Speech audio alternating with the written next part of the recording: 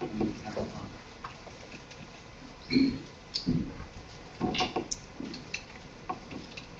afternoon and welcome. My name is Nare Parad. I'm the Director of Research and Director of Health Economics and Evaluations Research at the UCLA Center for Health Policy Research. It is my pleasure to welcome you once again to our 2015 Health Policy Seminar Series and to today's discussion of, if the number of the media calls that we get on this topic is any indication of how important it is, a topic of great concern to many, the so-called narrow networks. What is a network? Simply put, it is a term that describes a health plan that contracts with a limited number of doctors and hospitals to provide health services. Many health insurers offering plans through the ACA exchanges in 2014 and 2015 had these so-called narrow networks.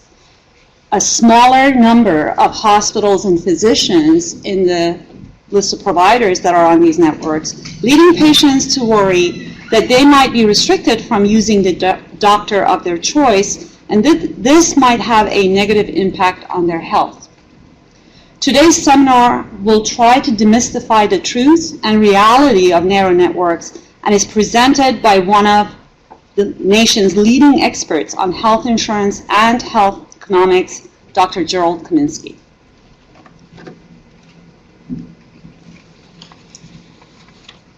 So just a glimpse of the next month's presentation and the webinar is going to be called Why Don't More Community Clinics Provide On-Site Dental Care? It is it's going to be on November 19th.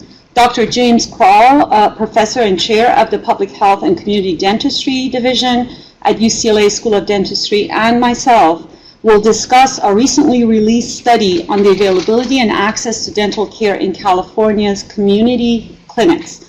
In this study, we found that only 3 in 5 community health centers had dental care on site, and that patients were forced to travel 5 miles or more to get dental care at more than 100 community clinics statewide. We will also make the case that grouping primary and dental care under one roof can benefit both patients and a clinic's bottom line. As for today's seminar,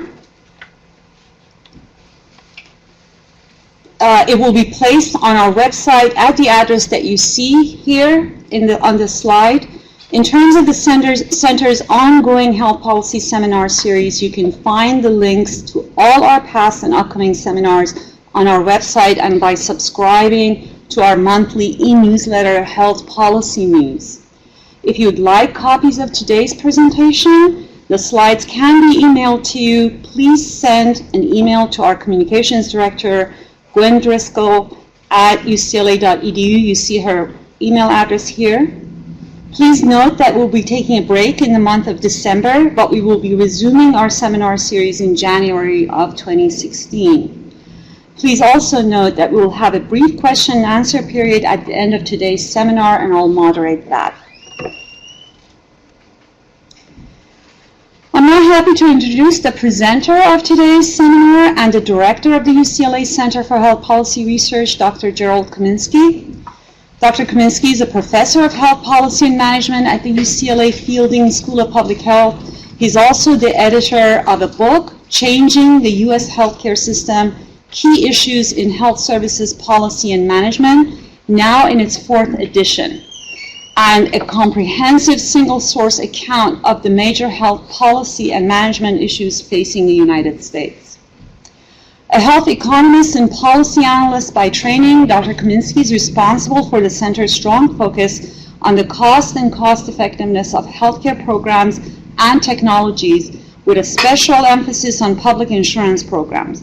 He is the co-developer of the California Simulation of Insurance Markets, CalSIM, predictive model, which is helping the state forecast eligibility and enrollment under the ACA. Dr. Kominski also helped found the cost impact analysis team of the California Health Benefits Review Program, CHIPR, which conducts legislative analysis for the California legislature of proposals to expand mandated insurance benefits. Dr. Kominski is one of the elite club of lucky health experts to have read almost all of the 1,000 pages of the ACA, as well as many pages of the regulation associated with the law. He's infinitely familiar with how health plans are adapting to the law. Please welcome Dr. Gerald Kaminski. Thank you, Nadi, and it's a pleasure to be here today to talk to you about this topic. Like many things related to the ACA, one of the things I'd like to do today is sort of, to use current terminology, unpack some of the issues surrounding narrow networks, because there are sort of factual and sort of what I would call legitimate concerns, and then there are political concerns that have been raised about narrow networks, and I'd like to try and separate the two. As somebody who works on policy issues related to the ACA, and somebody who's spent his career working on policy issues and doing academic-based research on those policy issues, it's important, I think, to step back and try and look at what some of the underlying issues are from both a research and a policy perspective, and that's what I'd like to do today.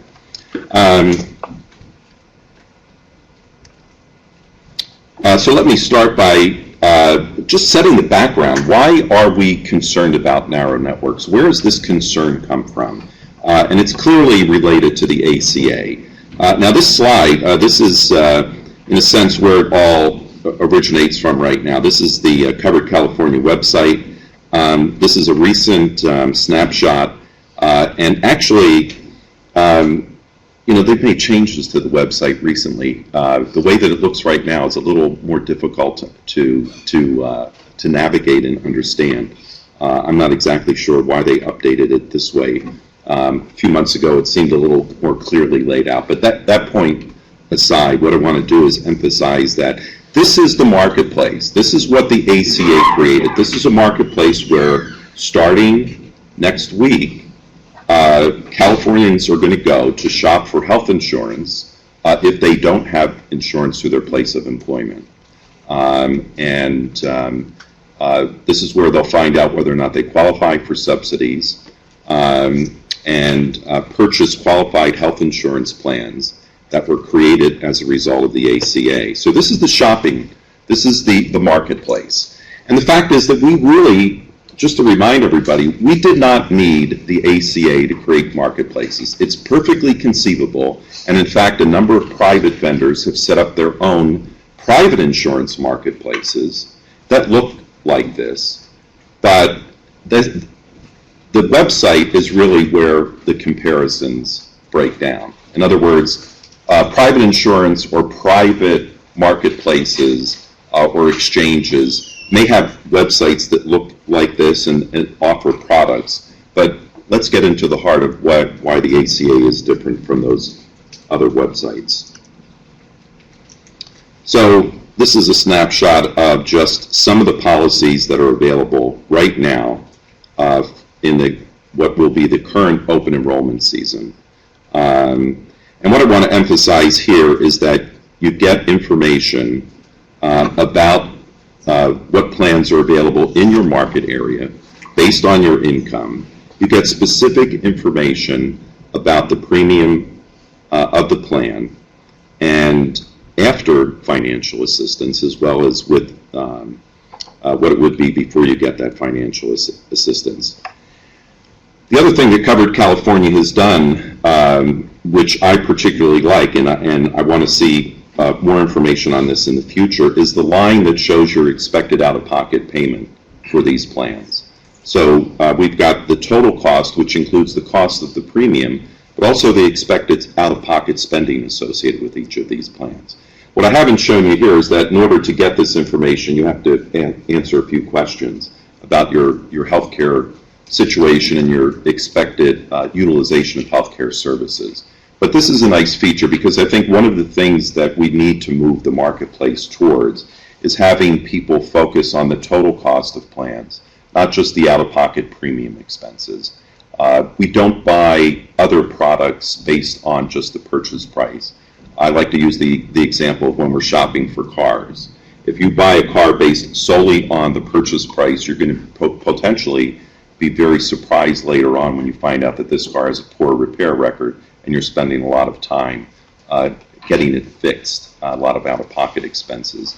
And it's the same with health insurance. So it matters what kind of plan we choose and the out-of-pocket spending.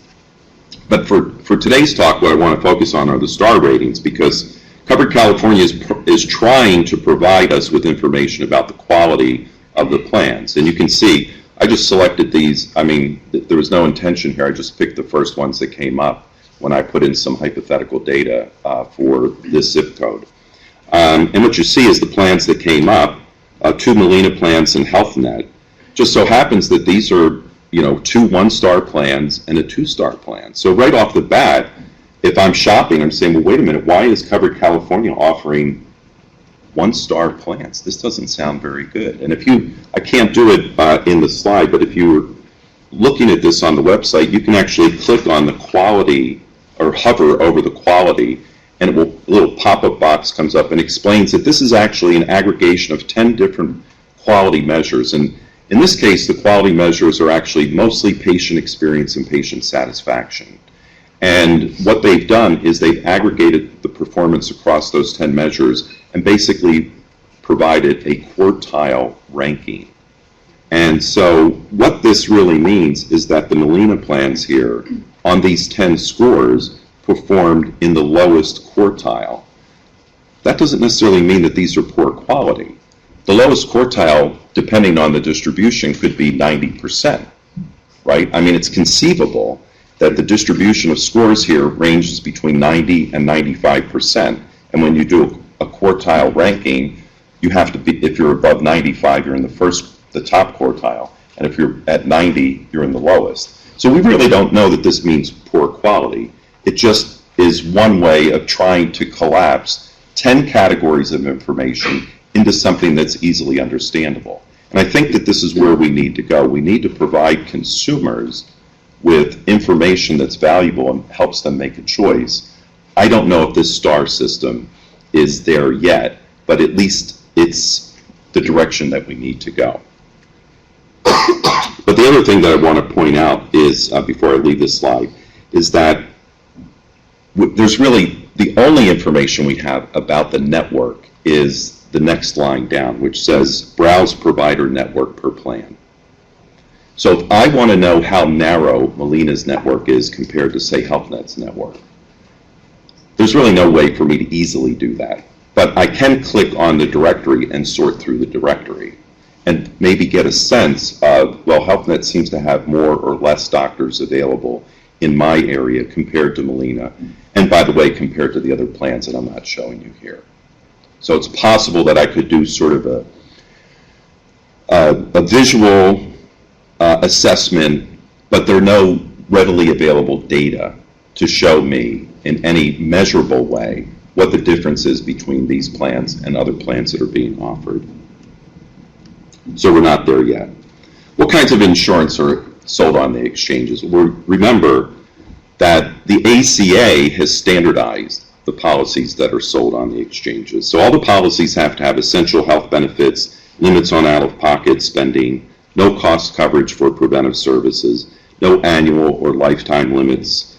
The premiums can only be based on age, geographic area, and family size, and they have to be one of the 4 approved metal tiers. So this is just a summary of what the ACA requires.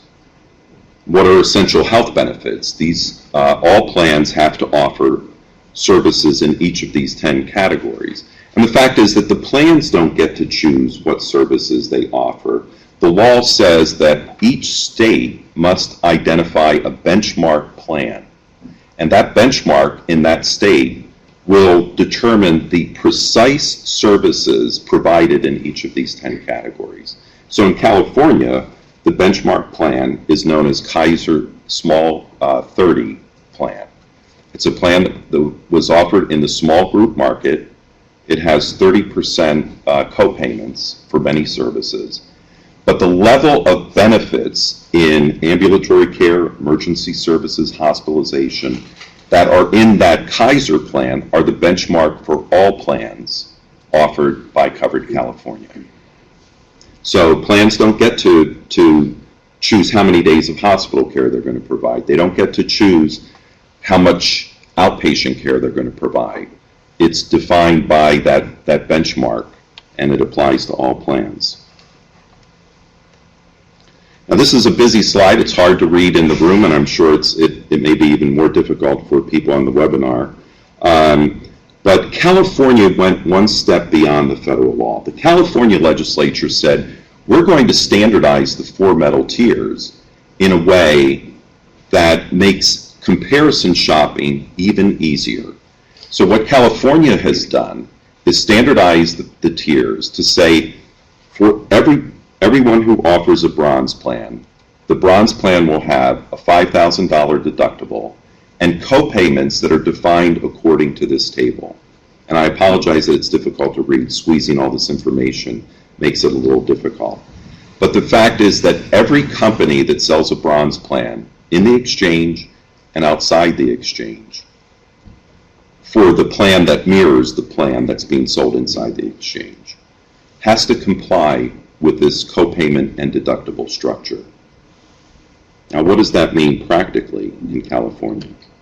Well, what it means is that, first of all, I can create a table like this that shows in the last open enrollment season all of the plans offered in covered California for a hypothetical couple.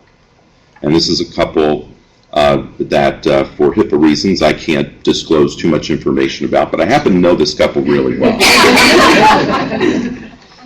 Their age profile looks very familiar to me. So I can create a table that shows you every plan that was sold in the last open enrollment season and what the premium is for this couple. This is the entire set of plans available in Los Angeles, and specifically the part of Los Angeles below the San Gabriel Mountains. 5 years ago, or 3 years ago, before the exchange opened, it would be impossible for me to create such a table. There is no comparison, because before the ACA, there was no way to summarize all of the policies offered in the individual market in one table. Because the fact is that essentially every individual premium, every quote that you would get as an individual would be unique to you. There just was no way to create a comparable table. So what we've done with the ACA is we've standardized the benefit package. We have a benchmark. We've standardized the tiers.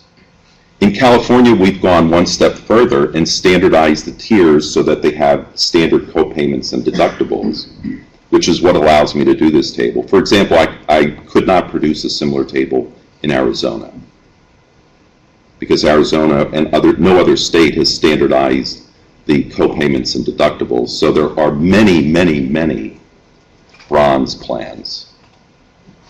The last count, last year when I looked at Arizona, there was something like 65 bronze plans being offered, all with very minimal differences, very, very minimal differences. Very hard to understand what the differences were, frankly. But in California, we've standardized. So what that leaves us with is what's different among these plans. I mean, you can see there's a little bit of price variation. But what's left? Well, what's left are the networks of doctors and hospitals that are part of these plans.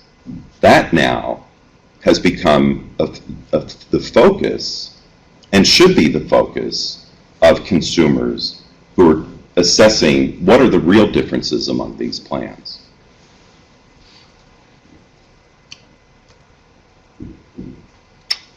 This slide just summarizes during the last open enrollment period what plans people actually bought in covered California. And you can see that almost 2/3 of individuals bought silver plans. And the reason for that is that there are additional subsidies that reduce the cost sharing requirements for anybody with less than 250% of the poverty level. So those additional subsidies make silver plans a very attractive alternative for a lot of people in the exchange. Bronze plans obviously are also very popular.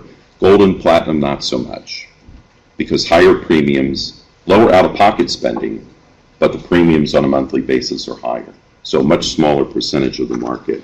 But I also wanted to focus on the enrollment by carrier, because California is a concentrated market. There are 4 big insurers in the state, and not surprising, there are 4 big insurers in the exchange. And when you look at the care provided by those, it's a mix of HMO and PPO services. It's not really shown here on the slide, but we know that Kaiser is an HMO. Anthem offers both HMO and PPO products. Blue Shield offers essentially PPO products. And HealthNet is also a blend, but primarily HMO products. And then you have smaller insurers, many of which are also HMOs.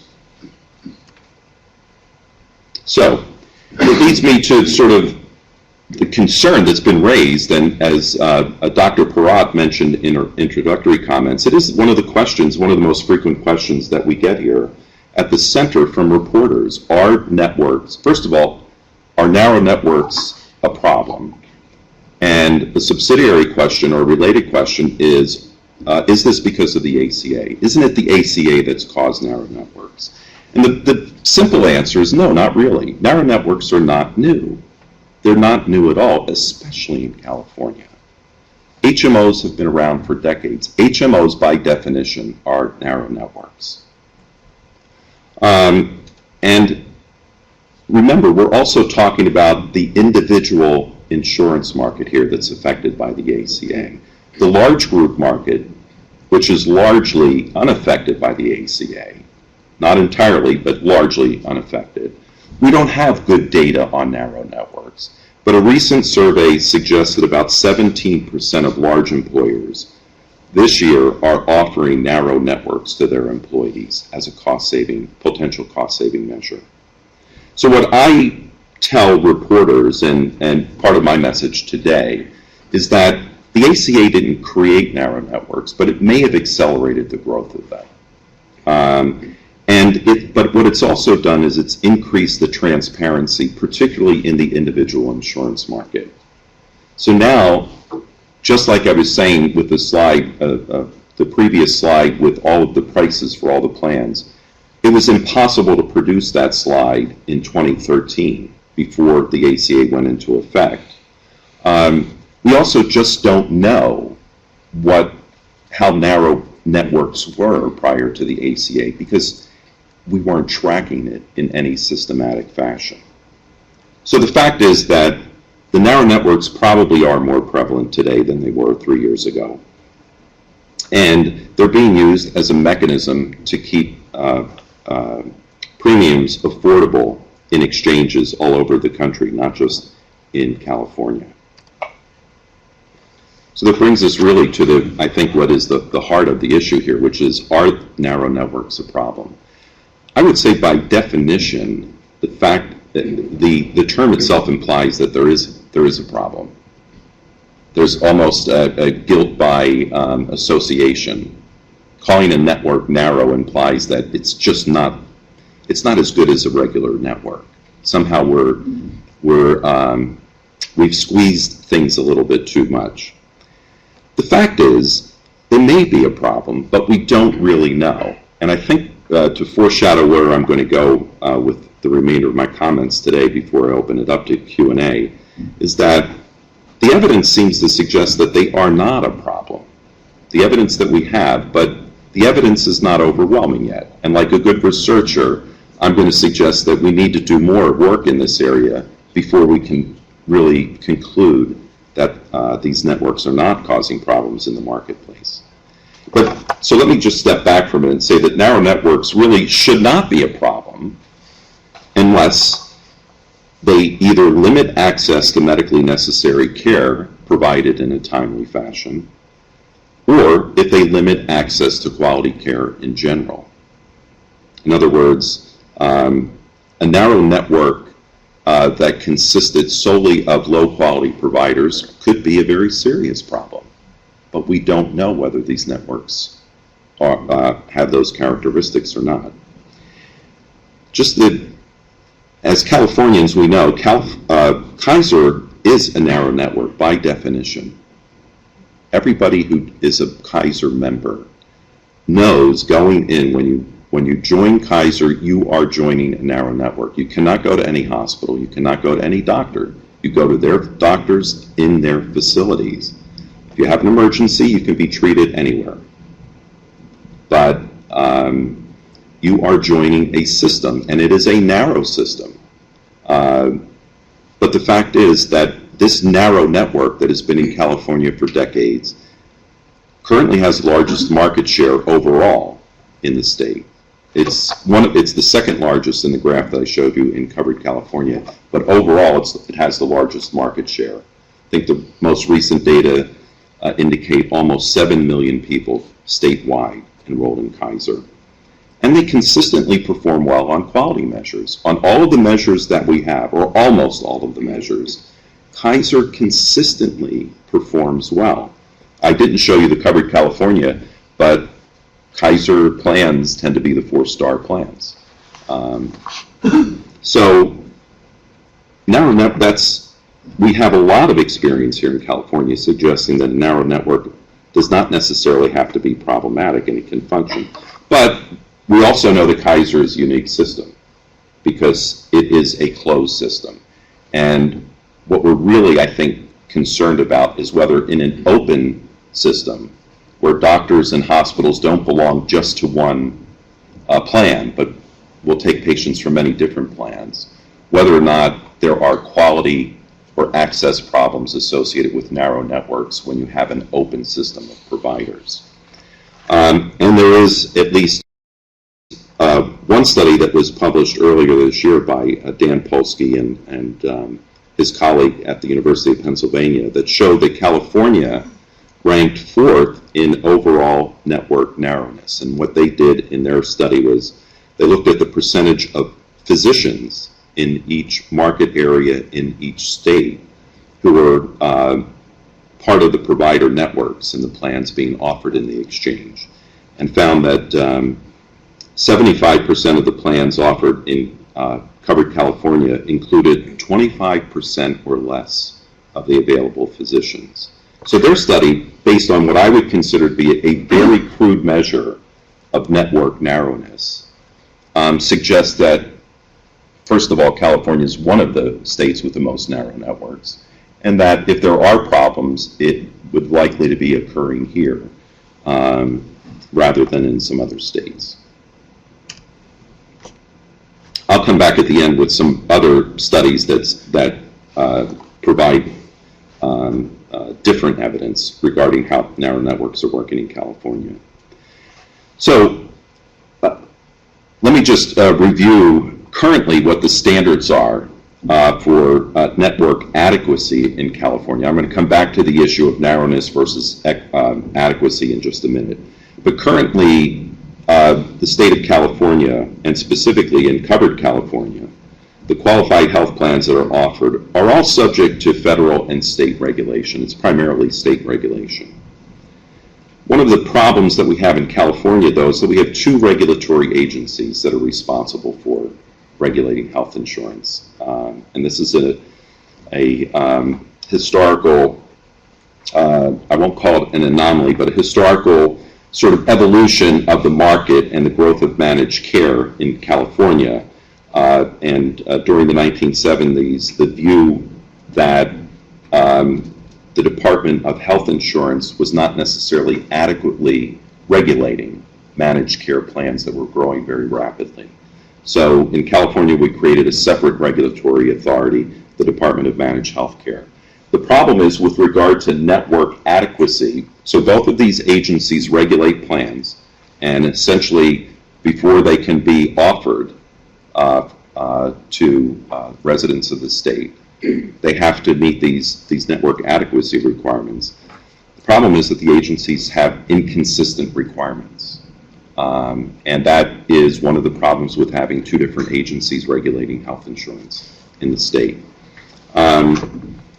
Both agencies have standards that deal with the numbers and types of providers, geographic access to care to make sure that you have timely access within the area where you live, timely access with regard to getting appointments and getting in to see doctors, provisions for out-of-network services, mostly for emergency care, and then options for medically necessary treatments that might not be provided within the network.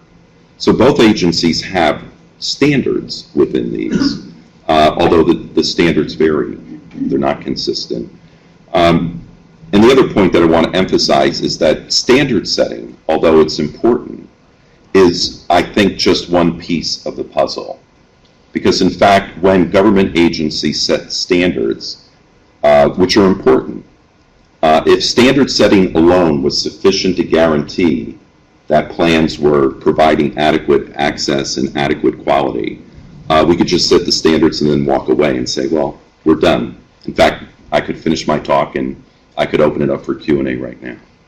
The fact is that standard setting alone is not sufficient to guarantee that networks are adequate. And I would suggest that we also need to, on a regular basis, monitor how plans are performing with regard to these standards and other standards or other requirements that are not necessarily in the existing standards.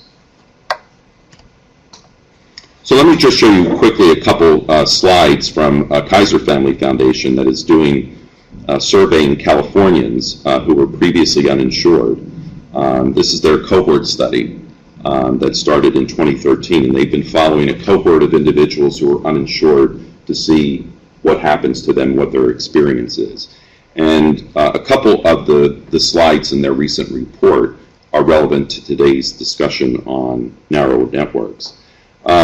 What I really want to focus on here are the parts of the bars that I'm not exactly sure how to describe the color, but it's sort of the light orange portion that says that this was the only place available. So in response to the question, why did you choose this particular usual source of care, that sort of light orange portion of each bar shows individuals who said this was the only place I could get care. So for the uninsured, about 14% responded that way. For Medi-Cal, about 20%. Those in covered California, 10%. And those who had other private insurance prior to the ACA showed 6%. Only 6% answered. So I would suggest that this is possibly one indicator of access problems. If you only have one place to get care and have selected a usual provider because you don't feel that you really had choice, that this may be in one possible indication of network inadequacy. And I think it is a cause for concern that such a high percentage of Medi-Cal beneficiaries are reporting that, although frankly I'm not surprised that this is more of a problem in the Medi-Cal population. Another measure is ease of travel to your usual source of care. And here the numbers are a little bit more encouraging. You see an extremely high percentage of people reporting that they have timely access. And in covered California, it's essentially the same as other private insurance. Again, Medi-Cal is low, and it's about the same as the uninsured. Again, I think that this is potentially an indication of network inadequacy as opposed to adequacy. But this number is reassuring, certainly for covered California. Problems getting medical appointments, I think, is another dimension of possible network adequacy or inadequacy. And you can see a provider, first question, a provider would not accept you as a new patient. Very high percentage of covered California individuals reported this in the Kaiser survey, 18%, much higher than the other categories. And anecdotally, this is the kind of evidence that's being reported to us. We hear that people are being turned down, that their providers saying, I don't accept covered California, even though they may be listed as being in the provider directory. And that's why the individual selected that doctor as a primary care doctor. A high percentage of covered California members reporting that their provider did not accept them as a new patient. And then with regard to waiting longer than reasonable for an appointment, Again, Medi-Cal beneficiaries reporting a very high percentage, 1 in 5 reporting that they had problems, but a high percentage of both covered California and privately insured patients reporting problems in this area. And I think these comparisons are important because these provide the benchmarks. If we didn't have the other privately insured in here, we might say these are all problems. And yet the fact is that well-insured individuals with private insurance from large employers like UCLA have problems accessing healthcare. This is not a problem that's unique to covered California or to the Medi-Cal program. But what we want is comparative data so that we can gauge, are there differential problems across these different insurance categories. So I mentioned a few minutes ago that network adequacy versus narrowness, I think, is an important distinction. And you might think about it as just like the flip side of the same concept, but I think that really what we want to do is we want to focus on network adequacy. We want, I think, as a society, as consumers of healthcare, reassurance and confidence that the networks that we have are adequate. Narrowness per se, I don't know what to do with the information. I'm in a narrow network. I'm in an HMO. The fact that I'm in a narrow network in and of itself doesn't bother me. What I'm concerned about is within that narrow network, can I get timely access to the care that I need? Can I get referred to a specialist? If I need urgent or emergency care, can I get it? That's what I'm concerned about. The fact that I can't go to any doctor or any hospital in the state in and of itself does not strike me as a problem, particularly if I have a guarantee that I can get that coverage in an emergency situation, which essentially all plans guarantee, and I'll come back to that. So I think that rather than focusing on narrowness, what we really should be doing is thinking about network adequacy. And I think that adequacy has two dimensions. They're separate, but both contribute to the notion of adequacy. One is the obvious one is access, and that includes both potential access in terms of number of providers, distance to closest provider. But I don't think that potential access is enough. Just saying that 65% of the physicians in my market are in the network is not really, I think, the best measure. It's a potential indication, and it's what Polsky and Weiner produced in their report earlier this year, looking at national data. But it's just one piece of the picture. I think really we also want to look at actual or realized access, and that is, how difficult, like some of the data that I was just showing you from Kaiser's survey. That's what is, I think, important in terms of assessing adequacy, and that's not necessarily what the regulatory agencies are currently doing. But I think covered California as a marketplace has the potential to provide this kind of information to consumers in addition to the regulatory requirements that plans have to go through. But I think that adequacy also requires some quality measurement as well. And I think that the two important dimensions that have been recognized are patient experience and satisfaction, as well as clinical outcomes. And I think clinical outcomes matter. And I'll show you some. I'll talk about a couple studies that have been done in California to measure that.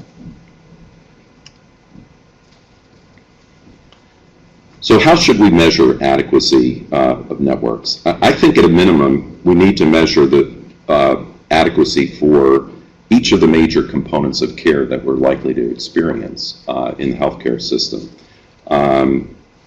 And this is important both to current members as well as potential members thinking about switching into these plans or buying these plans. And I think the requirements are we need to look separately at primary care, specialty care, which includes mental health and substance abuse services, inpatient hospital care, and emergency services. So let me talk just a few minutes about each of these. I think for the primary care measures, we need for every rating region some annual measure of the kinds of indicators here. And this isn't intended to be an exhaustive list. This is sort of my first take, as well as what I've gleaned from the literature about what's being measured, what seems to be important. But I feel like this kind of information has value to people in selecting health plans. These are the things that I would like to know about my plan, and how does my plan compare with some other plan that might be available to me. And by the way, I don't think that this should just be available on Covered California. I'd like UCLA and the UC system to provide similar data to me on the plans that are available. And I think that most people who have a choice of their place of employment would like to know this information as well for the options that are available to them. And I'm happy to talk about specific items and come back to this, but I don't want to go into detail right now. I think for specialty care, it's similar to primary care providers with a few differences. Some of the issues aren't as relevant, but a number of these are exactly the same as I showed on the previous slide. I mentioned emergency services, and the fact is that I think with regard to network adequacy that this actually should not be an issue for the following reason. At least in California, by law, HMOs have to provide emergency services to their members without any cost sharing. And I actually just discovered this recently when I was preparing this talk and responding to another request. About 4 or 5 years ago, California passed a law requiring HMOs to hold their members harmless financially if they receive emergency care out of network. That law does not apply to plans regulated by the Department of Insurance, and although those plans are required to provide coverage, it is still possible if you receive emergency care in a PPO, or what is known as an exclusive provider organization, which is kind of a hybrid between an HMO and a PPO. If you receive emergency services, you can still get a surprise bill, particularly from emergency room physicians, including an anesthesiologist. So the protections that are in place for HMO members don't fully apply to people, and this is being addressed by by legislation that was introduced into the legislature to eliminate surprise bills. But my understanding is that the surprise bill the surprise billing bill still has not passed the legislature. So anyway, I think that in general, in terms of network adequacy, I think in general we have a lot of protections here, with the exception being the financial protections that are not in place, in my opinion, fully for PPO patients or members. Finally, for inpatient hospital, I think that just obviously the percentage of hospitals in the network is an important measure. But as I said earlier, I also think that some measure of clinical outcomes should be incorporated. We have a lot of quality measures for hospital care, much more so than on the outpatient side. And Medicare has been collecting that information. Medicare has its star rating system, which is based on the responses. Now, this is mostly patient experience and satisfaction, but it's based on all patients in the hospital, not just Medicare beneficiaries. So Medicare has been providing this information on its website through what's called the Hospital Compare website. And I think those star ratings, it would be useful to include those as a measure of network adequacy. What's the average Medicare star rating of the hospitals in my plan's network? The next, just two other points that I want to make with regard to hospital measures. I think, and this is where, I think concern about narrowness of networks and network adequacy gets really controversial and sort of hits home, particularly here in Los Angeles County. I think the fact is that the vast majority of hospital care can be provided adequately at any hospital. If it wasn't, we shouldn't be licensing these facilities. If I need an appendectomy, I shouldn't have to worry about what hospital I'm getting my appendectomy, especially, if I don't have a choice and it's an emergency. But what about the rare conditions? And I think that the reason that many of us have sort of this fundamental gut level concern about network narrowness is, what if something really bad happens to me and my network does not include the major teaching hospitals in my city, i.e. UCLA? What am I going to do? Now, if you go back to the slide that talks about the requirement by the regulatory agencies that there is a mechanism for anybody to get out-of-network care if the needed care is not available in network, in a sense provides blanket protection. But I'm looking in the audience, and those on the webinar can't see everybody in the audience, but their heads shaking. Well, no. And I think that's the concern. If I am faced with a serious illness and particularly a rare illness, how confident am I that I'm going to be able, using the protections that are in state law, to get the care that I need? And if the care I need is a referral to UCLA or to Cedars, am I going to be able to work the system and convince my insurance plan that the doctor I need to see is there and not in the network? And by the way, I'm dealing with a serious illness that could be life-threatening. So I think that this is why we have this concern.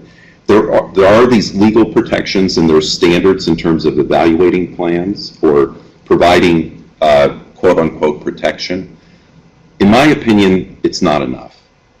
I think that this is an area where I understand that the market dynamics may be why teaching hospitals are not included in networks. But relying on waiting for someone to have a serious illness and then having to prove or go through an appeals process to get approval, meanwhile knowing that there's a probability that that appeal will be unsuccessful. Put yourself in that situation, and unfortunately I think you may not have to imagine it. Some of you may have been in this situation. And it's not what we would want for anybody. We would not wish this on anybody, to deny access to the best care available when you need it. And I'm not talking about the appendectomy or the normal delivery. I'm talking about the rare brain cancer. So I think this is an issue that we haven't resolved, and I'm happy to talk about a little bit more during the Q&A, but let me just wrap up here so that I don't use up the whole hour talking. With a few final thoughts. So I alluded to the fact that there have been a few studies of network adequacy in California. One was by Spurlock for the California Healthcare Foundation, and his work showed, and this was just published within the last month, that network narrowness was not associated with hospital quality in California, which he concluded was reassuring. And his conclusion is that consumers can focus on access in California rather than quality, at least when it comes to hospital care for the products being sold in covered California, because there was no association between narrowness and hospital quality. And so that's one study that was done. Another published a little bit earlier this year in Health Affairs showed that in 2014, covered California plans had narrower hospital networks than commercial plans. But the quality was equal to, or according to one of the three measures that they used, actually better and statistically significantly better in the hospitals that were part of covered California networks, which again is reassuring. Now this is these are the hospitals. So it says nothing about specialty care, it says nothing about primary care networks, adequacy of doctors in the networks, timeliness of care. None of that's being measured here. This is just the one thing where we can actually do some research because we've got quality tons of quality indicators for hospitals, not only in California, but across the country. So the research to date seems to be pointing in the right direction, that despite the narrowness of networks in California, that at least with regard to hospitals, it doesn't seem to be a problem. So I wouldn't be a good researcher if I didn't say that more research if I went without saying that more research is needed. Obviously, more research is needed. But what I think we really need in California and across the country is, and I think it's reasonable to get here by the end of the decade, is we need to do research that translates findings into meaningful measures that consumers can use. Again, I pointed to the star rating system of Covered California, and not to be critical, but it's not enough. We need more information. And as much as I would like to see everything simplified into a star rating system, because as I've told students for 25 years here at UCLA, I think that our goal is to get to a consumer report sort of system where people can have confidence that those 5 stars capture all of the important dimensions. The problem in healthcare is that with cars, there are probably 6 or 7 important dimensions, and so you can collapse that into a star system. In healthcare, there are probably 30 or 50 dimensions, some of which are interrelated and measuring the same thing, some of which are distinct, and collapsing that into a 5-star system is very difficult. So maybe before we force things into a star system and put up plans that have 1 star, in suggesting to me that they're poor quality, maybe what we need to do is to unpack these measures and just provide lots of raw data to people and say 61% of members in this plan were happy versus 83% in that plan, and let individuals decide if that's a meaningful difference or not, rather than trying to force this into a 4 or a 5-star system. But the final point that I'll close on is that I think additional legislation may be necessary as well. And as just one indication, in this past session, SB 137 was introduced, and I think the governor signed about a month ago, or actually earlier this month, about 3 weeks ago, to require plans to provide more timely and accurate information on their provider networks, including weekly updates, not monthly or annual updates, weekly updates to the provider directories, so that when you are shopping for a plan, you have really current information. So I will stop there. Hopefully I've stimulated some interesting questions on your part, and let me open up the floor for questions now. Thanks. Yes? You mentioned the percentage differential for what I assume is an aggregate number of that quantifies the narrow network. Is there a percentage for specialists? I haven't seen it, so so I'll repeat the question. I provided data earlier. I think you're referring to the Kominski study that showed that 75% of California plans offered in Covered California had fewer than 25% of the doctors in that area as part of their plan, and they use that threshold to define narrowness. In their study, they didn't break it out into specialists, at least not that I'm aware of in the brief that was published. Maybe they are working on that, and that information will be forthcoming later. But so we're going to switch to the web question. Oh, okay. Audience question. All right, so good. I'll ask a question from the web. So one of our listeners says that in I believe it's a Blue Shield, Blue Cross Blue Shield in Texas has announced that it will no longer offer PPO plans in the federal marketplace for 2016, which means that essentially the market is further narrowing in a different way. And whether you think that that is possibly going to happen in California or is happening. So we could repeat the question. yeah, so the question, one of the questions from the web is in Texas, the they've announced that they will not be offering any PPO plans. Is that for the current open enrollment season? For 2016. For 2016, so in the upcoming open enrollment season, it will only be HMO Only products. Blue Cross and Blue Shield have announced this. So Oh, only Blue Cross and Blue Shield. Oh, I'm sorry. So they're not going to offer a PPO plan. yes. And I assume that they are probably a big player in the market, but certainly not the only insurer. It's a little difficult to forecast what insurers will continue to do in the marketplace, and specifically in the ACA marketplace. I haven't seen good data on the national breakdown between PPO and HMO plans. I think that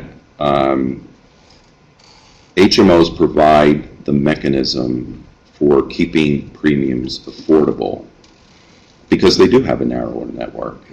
But I also think that the marketplace, that there are enough people in the marketplace who want more choice, willing to pay slightly higher premiums. And if I don't know if I can go back to the slide for 2015.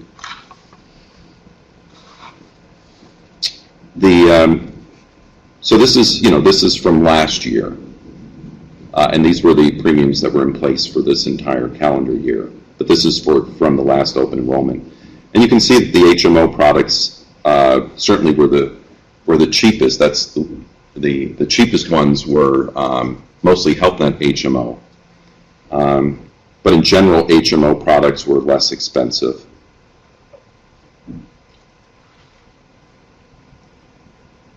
But PPO products, I think, will continue to be offered in the market because there's demand for them, and people are willing to pay slightly higher premiums. Questions here? I can pose a second question from the web, which, oh, go ahead. Thank you, Dr. Kominski, first of all. Yes. Are there any comments related to rural geographies? Because that to me is very interesting that you might have actually a pretty broad network in a rural area, but the quality would be very different if you had a company. Yeah, so I haven't seen any good work on, the question is regarding rural areas and whether narrow networks, sort of that urban-rural difference in narrowness. I think that the market dynamics are quite different. So in a rural area, some of these measures are going to look different, and they might look worse, just given the supply of doctors and hospitals. For example, in some rural counties where you have one community hospital, average travel distance could be exceed 30 minutes for a very high percentage of that area's residents. That's not because of the narrow network per se, that's just because of rural living, and you would assume that people understand that when they make the choices that they make about where they're going to live.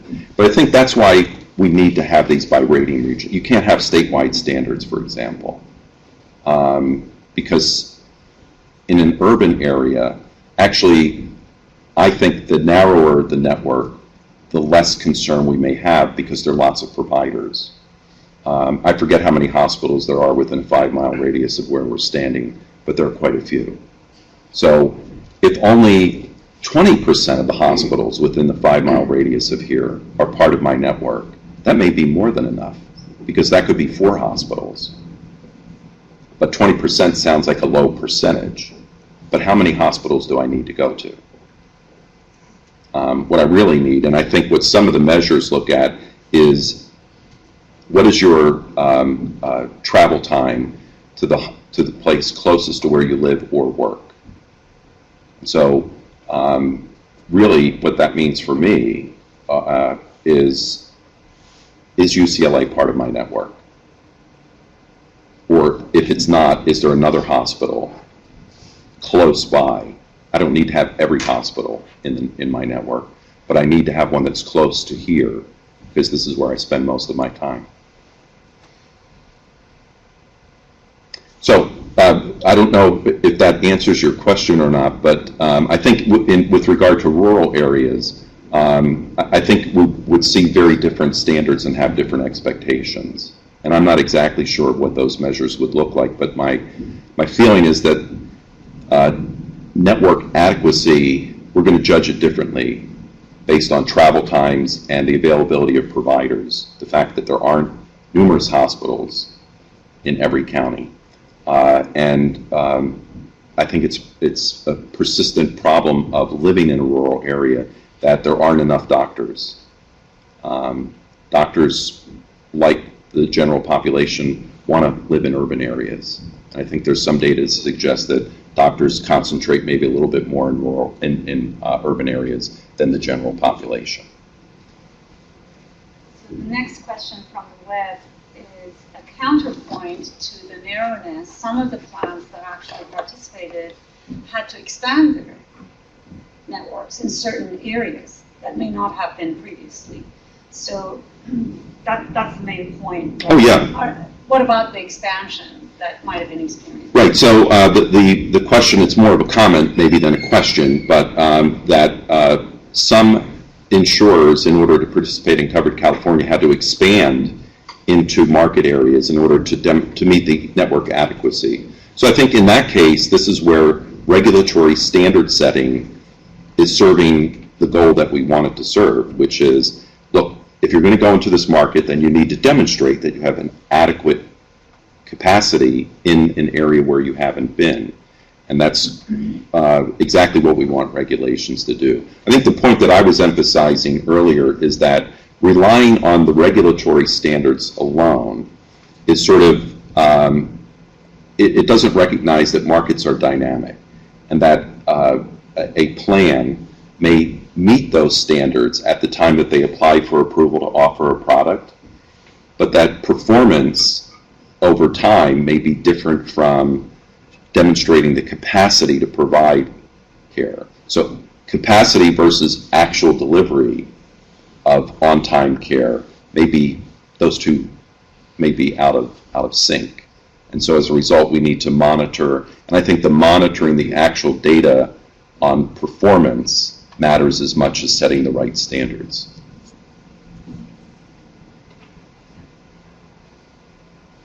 Okay. I can ask another question. There is a comment about the fact that providers can end their contracts at any point during the year, but then the patients are left without a provider that might have been okay and their choice. So essentially, what about the fact that there's this discrepancy between providers that could leave at any time? So I think that one of the protections, as I understand it, in that situation is that continuity of care provisions that you can, if your provider leaves your plan or your network, that you can continue to receive, if you are under treatment for a condition, you can continue to see that provider under the arrangements that the insurance company had with that provider until your treatment is complete. And I don't know if that applies to both segments of the market or not, but I know that there are protections in place, at least to guarantee that while you're actively being treated for a condition that you can complete with that provider. But I think this is one of the reasons why the legislation, like the Hernandez bill, SB 137, was necessary as well, because provider directories that are updated once a year and that are inaccurate even when they're updated don't serve anybody well. And what we've done is we've created a marketplace where one of the key differences between these plans is the provider network. So if we don't have good information, we don't hold plans to a high standard, then we're doing a disservice to everybody in the marketplace.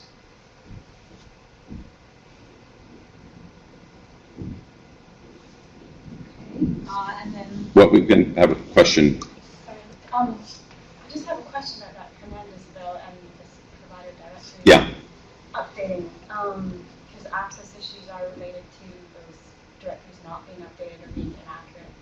And my understanding from my insurance provider is that it's up to the provider to inform the insurance company. And so the bill suggests that really the insurance company is the one that should be updating with, but I understand that it's on the provider side. And so maybe maybe that bill doesn't really address the problem.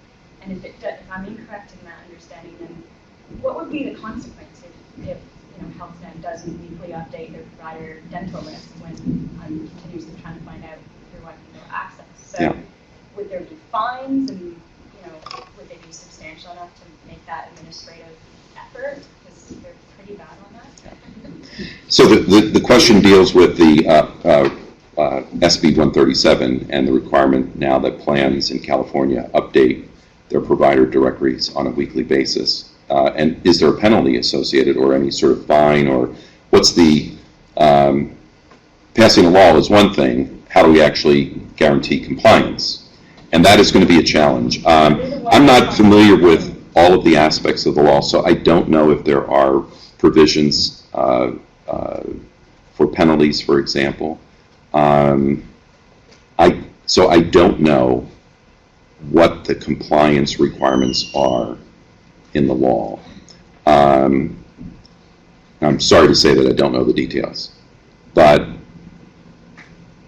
I don't think that there are penalties in there, and as a result, I think that compliance may be an issue, and I think that that's one of the reasons that I emphasized a couple times during my talk, that having data on actual experience that members have is really important in judging network adequacy and factoring.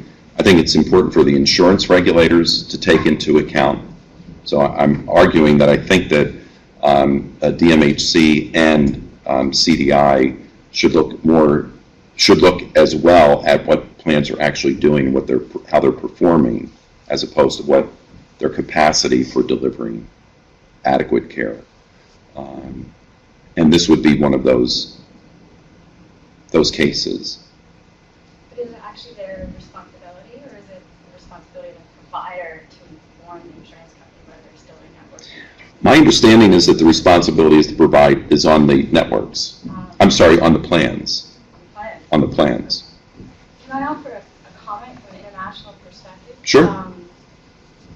You may be aware that the National Health Service in England has a patient choice website where, in fact, they break down a lot of the quality indicator components, giving the information that you are emphasizing. So rather than a kind of overall summary star, you can actually, as a patient, go into this patient choice website and find out how many hospitals are in that area, of those how many deaths are associated with certain types of surgeries or whatnot. So there's a level of disaggregation that might be of interest when we're comparing to kind of re-emphasize your point. Yeah, and Medicare is providing, I think Medicare is driving a lot of these quality concerns. And of course, they're not the only ones. We've been working for decades here in the U.S.